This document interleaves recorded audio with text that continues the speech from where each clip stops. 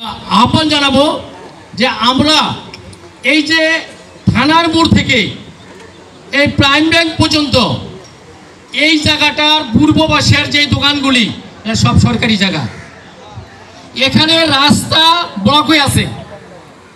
আপনারা সরকারি জায়গায় অবৈধভাবে দোকান করে আছে। আমরা প্রশাসনকে অনুরোধ করব এই রাস্তাটাকে আমরা এখানে বৃদ্ধি করলে যানজট অনেকাংশে এখানে কমে। এরপরে প্রাইম ব্যাংক থেকে আমার মসজিদ পর্যন্ত এখানে দুই পাশের দোকান জেলা প্রশাসন অধিগ্রহণ করেছে। তারা টাকা আনছে, যেই পরিমাণ ভাঙ্গার কথা সেই পরিমাণ তারা ভাঙ্গে নাই। এখানে এই পরিমাণ রাস্তা বেশ না থাকার কারণে এখানে বিশাল যানজট। এইটা আমরা বাজার বণিক সমিতিতে কিছু করতে পারছি না, এটা প্রশাসনের দায়িত্ব। আপনারা এগুলি নিশ্চিত করেন, রাস্তা বাড়ান, দেখবেন যানজট অনেকাংশে কমে গেছে।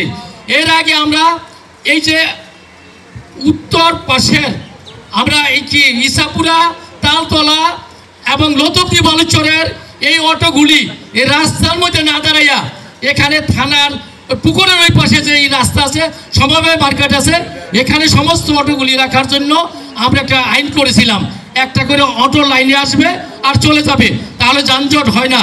পশ্চিম অঞ্চলের অটোগুলি বালুর মাঠে সরকারি জায়গা, বিশাল জায়গা আছে, সমস্ত অটোগুলি যদি ওখানে দাঁড়ায় তাহলে এই বাজারের এই রাস্তায় কোনো অটো থাকে না, যানজট হয় না।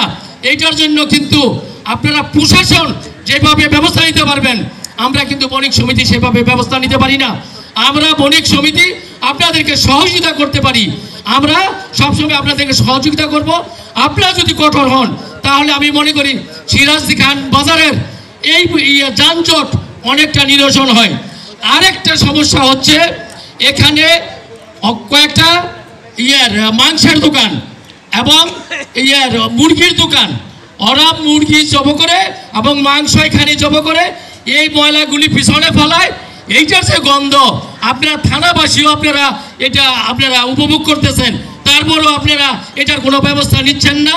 এখানে যারা বিভিন্ন জায়গা থেকে আসে, আশেপাশে যারা দোকানদার আছে, তারা আমাদেরকে বারবার বলতেছে, কিন্তু আমরা বণিক সমিতি কতটুকু এটা করতে পারি।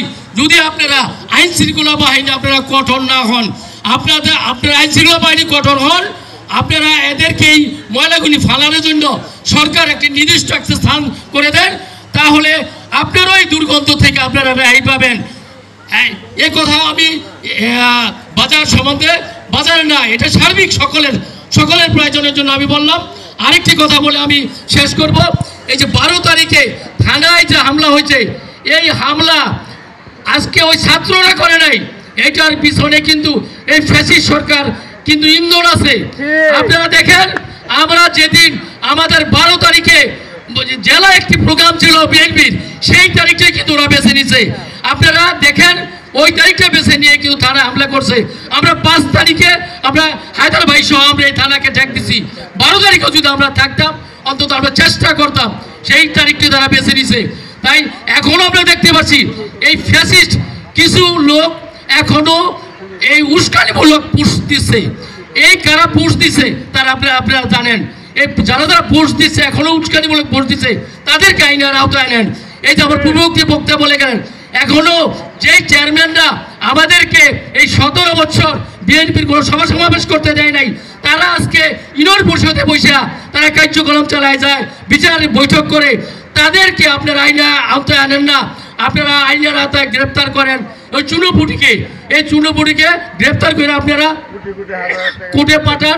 আপনারা কি প্রসিকিউশন দেন জানি না, 3 দিন পরে জামিনে বাইরে আসে। এই ধরনের ধরা আমরা চাই না, এই ধরনের 3 দিনের জেল আমরা চাই না।